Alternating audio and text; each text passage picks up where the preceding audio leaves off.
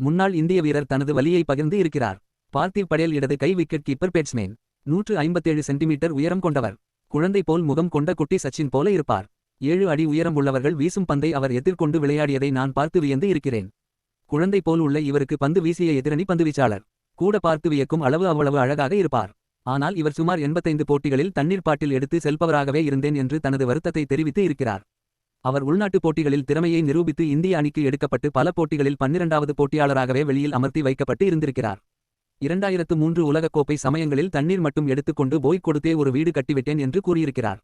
தெண்டுல்கர், டிராவிட் போன்ற ஜாம்பவான்கள் அணியில் இருந்ததால் விளையாடும் அணியில் தேர்வு பெற்று இருந்தாலும் அவரால் களத்திற்கு சென்று நிறைய போட்டிகளில் விளையாட முடியவில்லை. தற்போது அவர் கிரிக்கெட் வர்ணனையாளராக பணிபுரிகிறார்.